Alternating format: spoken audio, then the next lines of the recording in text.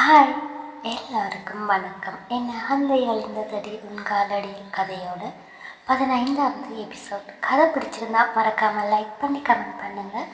என்னோட சேனலை சப்ஸ்கிரைப் பண்ணாமல் பார்க்குறவங்க அப்படியே சப்ஸ்கிரைப் பண்ணிவிட்டு இப்போ வாங்க கதைக்குள்ளே போகலாம். இந்திரனின் திமிரான பேச்சு கயல்விழிக்கோ இன்னும் அவன் மேல் வெறுப்புத்தான் வந்தது. ஒரு கட்டத்தில், சொல்லுங்க சார், என்ன பேசணும்னு நீங்களே சொன்னால் நான் அதையே பேசிடுறேன். அப்புறம் நான் இந்த வீட்டில் ஒரு வேலைக்காரி, அந்த நினைப்பு உங்களுக்கு இருக்கா சார்?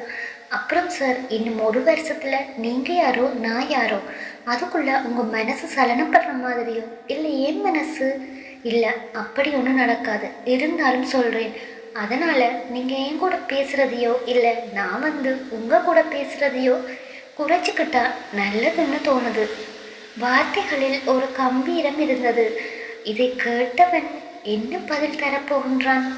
இந்திரனுக்கு வந்த கோபத்தை சொல்ல வார்த்தைகளே இல்லை.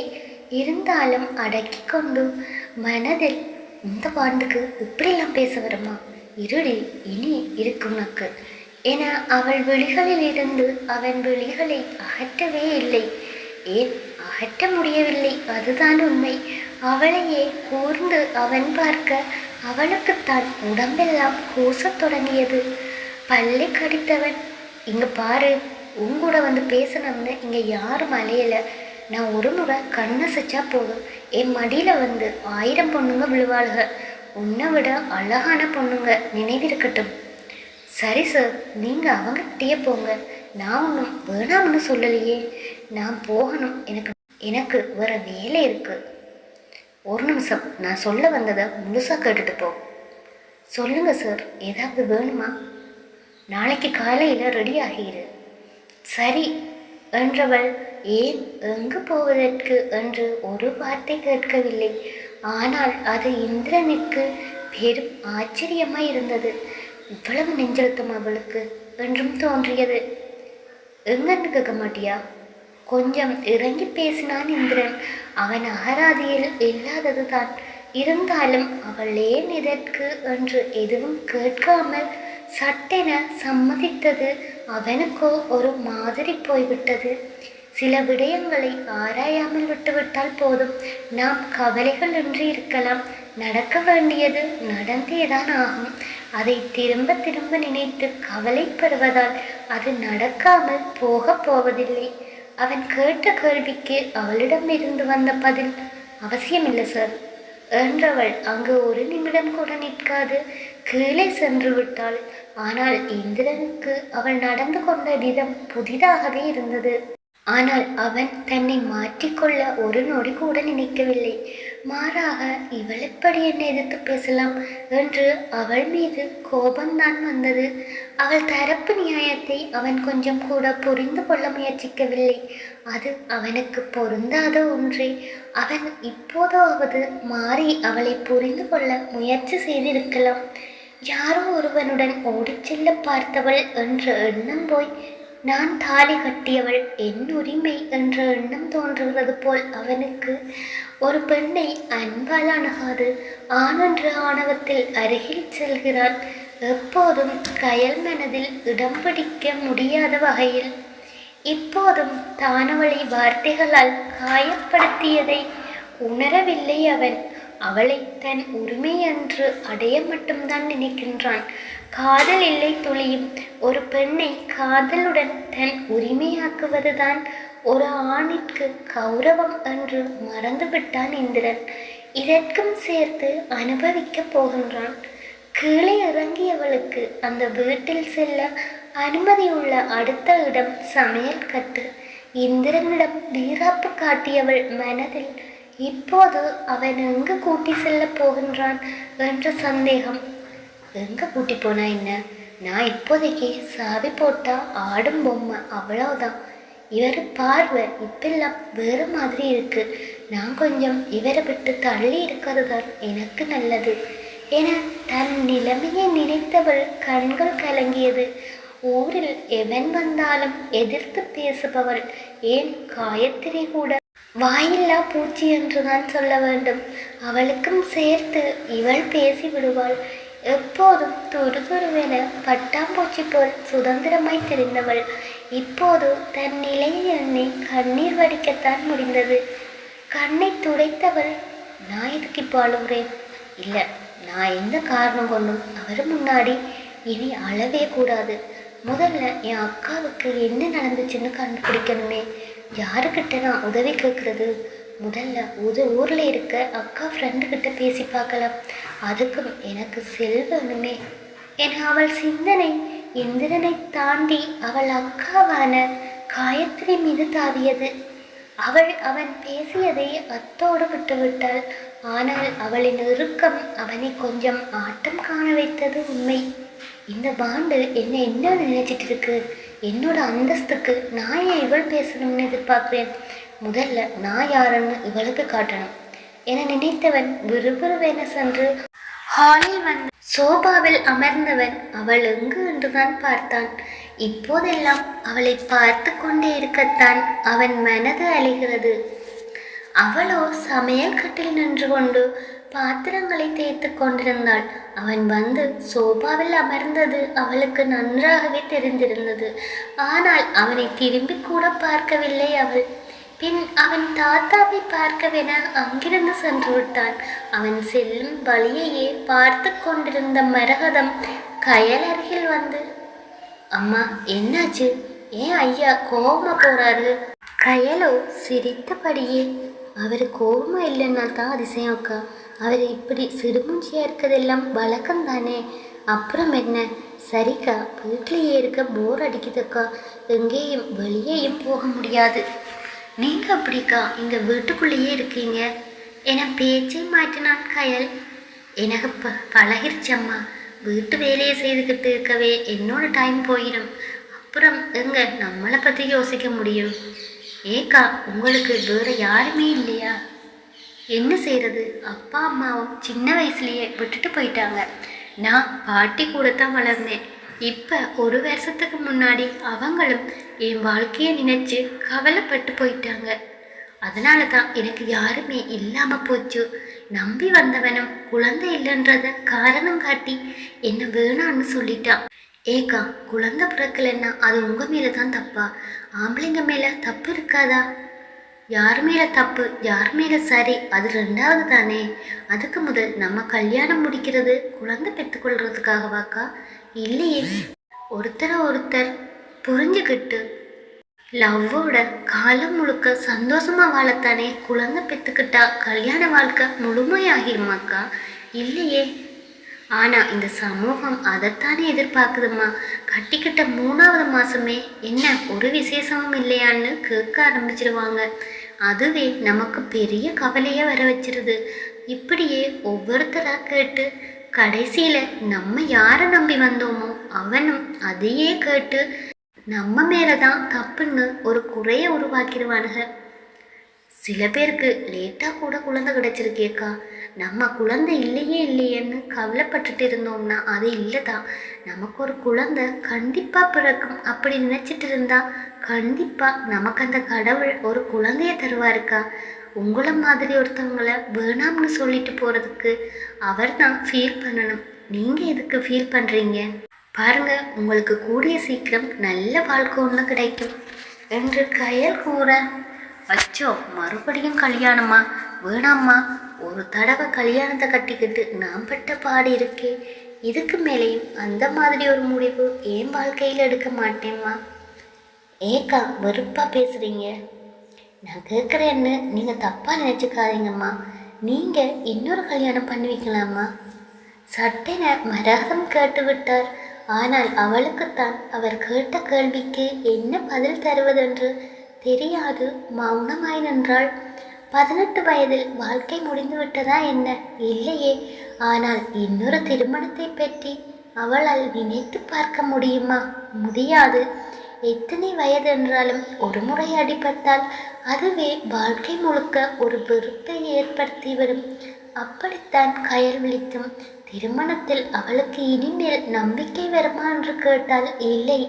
ஆனால் சில நேரங்களில் காலம் அவளுக்கு மெதுவாக உணர்த்தலாம் வாழ்க்கை இப்படித்தான் என்று. என்னோட விஷயம் வேறுக்கா. என கூறியவள் குரலோ அடிபட்ட வலியை உணர்த்தியது. மரகதத்திற்கு, இல்லைம்மா, நீங்கள் என்ன கேட்டீங்க, அதனால தான் நான் உங்களுக்கு அப்படி ஒன்று நடந்தால் நல்லா இருக்குமேன்னு கேட்டுட்டேன். உங்களை கஷ்டப்படுத்தணும்னு எல்லாம் நான் அப்படி கேட்கலம்மா. நீங்கள் ஒன்றும் கவலைப்படாதீங்க. உங்களுக்கு சின்ன வயசு, இன்னொரு நல்ல வாழ்க்கை கண்டிப்பாக உங்களுக்கு கிடைக்கும். உங்கள் மனசு நிச்சயமாக மாறும்மா என மரகதம் கூற ஒரு பெருமூச்சு விட்டு உணர்ச்சிகளே இல்லாத முகத்தில் மெலிதாய் புன்னகை பூத்தாள் கயல்விழி. அவளின் சிரிப்புக்குள் 1000 பதில் இருந்தது. ஆனால் மரகதத்தால் தான் அதை புரிந்து கொள்ள முடியாமல் போனது. உடனே தன் பேச்சை மாற்றியவள், உங்கள் ஊர் எங்கக்கா இருக்கு? நீங்கள் அங்கே போகிறதே இல்லையா? அப்படி ஒரு ஊர் இருக்குது இங்கே பல பேருக்கு தெரியாதுமா. காரணம், அந்த ஊர் மக்கள் இன்னும் விவசாயத்தை நம்பித்தான் வாழ்ந்துட்டு இருக்காங்க. நம்ம நாடே எப்படி எல்லாமும் மாறிக்கிட்டு இருக்கு. ஆனால் இன்னும் என் கிராமம் பழைய மாதிரி அப்படியே இருக்குமா. தஞ்சாவூர் மாவட்டத்தில் இருந்து கிட்டத்தட்ட 45லிருந்து 50 கிலோமீட்டர் வரமுங்க. தேவர்புரம் அப்படிங்கிற ஊரும் பச்சை புல்லு போத்தி விட்டது போல இருக்கு. அவ்வளவு ஒரு அழகான ஊருமா. ஒரு நாளைக்கு 2 தடவை தான் பஸ் வரும். அதுவும் அரசாங்கம் எப்போ தடை பண்ணதோ தெரியல. ஏக்கா, உங்கள் ஊரில் யாருமே இல்லையா? ஏன் இல்லை, இருந்தாங்க. எல்லாருக்கும் பணத்து மேலே பேராசை வந்துடுச்சு. அதனால் அந்த ஊரை விட்டு வேறு வசதியான இடத்துக்கு போயிட்டாங்க. ஆனால் இன்னும் விவசாயத்தை மூச்சா நினைக்கிறவங்க அந்த ஊரில் இருக்கத்தான் செய்கிறாங்க.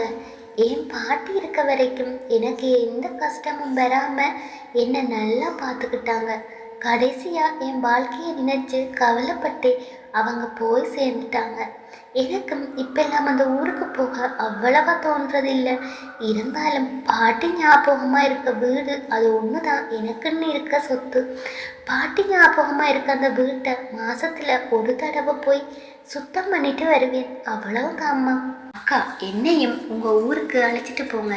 உங்கள் ஊரை பற்றி கேட்கும்போது எனக்கு பார்க்கணும் போல இருக்குது. ஆனால் இப்போ முடியாது. அது எனக்கும் தெரியும், உங்களுக்கும் தெரியும். இருந்தாலும் உங்கள் ஊருக்கு நான் ஒரு நாளைக்கு வந்தே தீருவேக்கா. மரகதம்மா, கண்டிப்பாம்மா, உங்களை ஒரு நாளைக்கு என் ஊருக்கு அழைச்சிட்டு போகிறேன். சரிங்கம்மா, எனக்கு கொஞ்சம் வேலை இருக்குது, வர்றேம்மா என கூறி இருவரும் அங்கிருந்து சென்று விட்டனர். இங்கே அசோக் வீட்டிற்கு வந்த வாசுகி வாசலிலேயே அமர்ந்து கொண்டு அழுது கொண்டிருந்தார். அஞ்சலி ஏதோ வேலையாக வெளியில் சென்றபோது அங்கு வாசுகி அமர்ந்திருப்பதை கண்டுவிட்டு உள்ளே ஓடி வந்து வாசுகி வாசலில் அமர்ந்து அழுது கொண்டிருக்கும் விடயத்தை அசோக்கிடம் கூறினார். என்ன, அம்மா வாசல்லையே இருக்காங்களா? எதுக்காக அம்மா வாசல்ல இருக்காங்க என கேட்டுக்கொண்டே வாசலுக்கு ஓடினான் அசோக். அம்மா, எதுக்காகம்மா வாசல்லையே இருக்கீங்க? உள்ளே வராமல் உள்ளே வாங்கம்மா. ஏப்பா, அம்மா போகட்டும்னு விட்டுருவியா ஐயா? இந்த அம்மா உனக்கு தேவையில்லையாப்பா என அழுது கொண்டே வினவ அங்கு வந்து விட்டனர் துளசி மற்றும் ராமநாதன். வாசுகி, அவனா உன்னை விட்டு விட்டு போக சொன்னான்? நீ தான் பெரிய பீம்பு காட்டிட்டு பெட்டியை தூக்கிட்டு போன. இப்போ ஏதோ அவன் உன்னை இங்கிருந்து போக சொன்ன மாதிரி வந்து பேசிக்கிட்டு இருக்கிறார். சரி, வந்ததும் உள்ளே வர வேண்டியது தானே. எதுக்கு இப்போ வாசல்லையே இருந்து ட்ராமா பண்ணிக்கிட்டு இருக்கிற என ராமநாதன் வாசுகியை பற்றி நன்றாகவே தெரிந்து பேச ராமநாதனை முறைத்த வாசுகி அசோக்கை பார்த்து, ஏய்யா, அம்மா இவ்வளவெல்லாம் ஆசைப்பட்டிருப்பேன், அதெல்லாம் நடக்கலன்னு அம்மாவுக்கு கோபம் வரத்தானே செய்யும். சரி, உனக்கு பிடிச்சி போய்த்தானே இந்த பொண்ணு கழுத்தில் நீ தாலி கட்டியிருக்க. இதை கேட்டவர் அப்படியே நிறுத்தாது துளசியை மேலிருந்து கீழ் தன் எரிக்கும் விழிகளில் அளந்தார். அவள் கழுத்திலோ என் காதில் கூட எதுவுமே இல்லை. மொட்டையாக இருக்கும் அவளை பார்த்தவருக்கு அவள் மேல் ஆத்திரம்தான் வந்தது. அசோக்கின் முன் அது எதையுமே காட்டிக்கொள்ளக்கூடாது என்று அமைதியாக இருந்தார் வாசுகி. அம்மா, எனக்கு பிடிச்சி போய்தான் நான் இவ கழுத்தில் தாலி கட்டினேன். நீங்கள் இப்போ உள்ளே வாங்கம்மா என தன் தாயை ஒருவாறு சமாதானம் செய்து உள்ளே அழைத்து சென்றான் அசோக். அசோக்கின் மனநிலை இப்போது ஒருவாறு எல்லா பிரச்சனையும் முடிந்துவிட்டது. அம்மாவும் ஓரளவு சமாதானம் ஆகிவிட்டார். இனி நான் மாலினி கேஸ் விஷயத்தில் முழுமையாக இறங்க முடியும். துளசியை பற்றி கவலைப்பட தேவையில்லை என நினைத்தவன் இப்போது இந்திரன் பக்கம் விசாரித்து அலுவலகத்தில் அன்று மாலை என்ன நடந்ததென்று கேட்டு தெரிந்து கொள்ள வேண்டும் என்று சொல்லி இந்திரனிடம் விசாரணை செய்வதற்காக அங்கிருந்து புறப்பட்டான் அசோக். வாசுகிக்கோ அவன் புறப்பட்டு செல்வதை பார்த்து பேரானந்தம். இருந்தும் ராமநாதன் இங்கிருக்கும் வரை இவளை நான் எதுவும் செய்ய முடியாது. முதலில் இவரை ஊருக்கு அனுப்பியாக வேண்டும். அதற்கு முதல் இந்த வீட்டில் தண்டமாயிருக்கும் இந்த கழுதைங்களை அனுப்பணும் என அஞ்சலி பூஜா பக்கம் அவர் பார்வை திரும்பியது. துளசியோ என்ன செய்வதென்று தெரியாது கையை பிசைந்தபடி அங்கு நிற்க, ஏய் இங்க வா. அத்தை சொல்லுங்க அத்தை, ஏதாச்சும் வேணுமா? காஃபி போட்டு எடுத்துட்டு வரட்டுமா?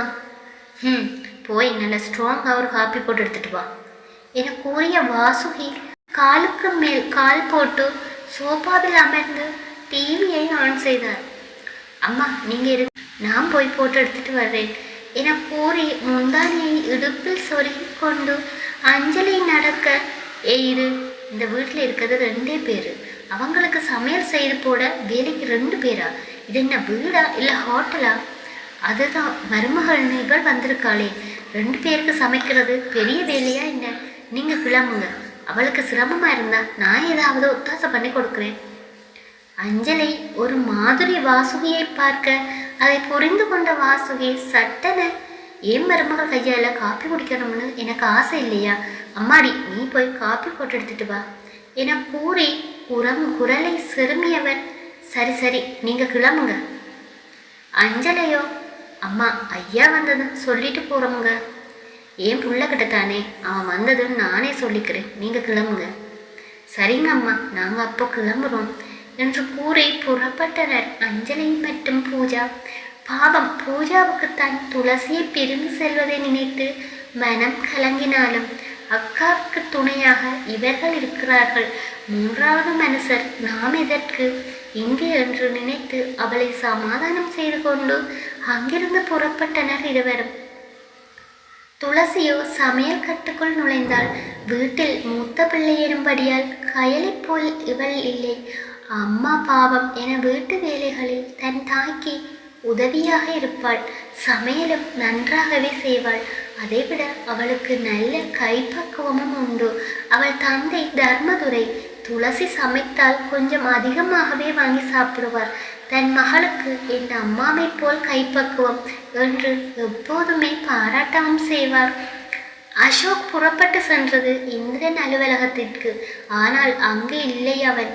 அலுவலகத்தில் இருந்த ரிசப்ஷன் பெண்ணிடம் கேட்டபோது அந்த பெண் இந்திரனுக்கு 2 தடவை அழைப்பை எடுக்க அவன் அழைப்பை ஏற்கவில்லை என்றதும், sir call no answer sir. Sir இனி வர்றதுக்கு சான்ஸ் இல்லை, நாளைக்கு வந்து பார்க்குறீங்களா? நோ, எமர்ஜென்சி, இன்னைக்கே அவர் கூட பேசணும். அவர் இந்த டைமில் எங்கே இருப்பார்னு சொல்லுங்கள், அங்கே போய் நான் பார்த்துக்கிறேன். சார் அது வந்து சார் பர்சனல் விஷயத்தை யார்கிட்டையும் சொல்லக்கூடாதுன்னு சொல்லியிருக்காரு.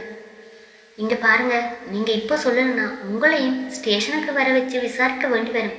என்ன சொல்கிறீங்க? ஸ்டேஷனா? வேணா சார், நான் சொல்லிடுறேன் சார். இந்த டைமில் அவர் பீச் ஹவுஸ்க்கு தான் போயிருப்பார். நீங்கள் அங்கே போனீங்கன்னா அவரை பார்க்கலாம். பீச் ஹவுஸ் என்றான் அசோக். அங்கு போவதால் கயல்விழி வாழ்க்கையில் மாற்றம் வருமா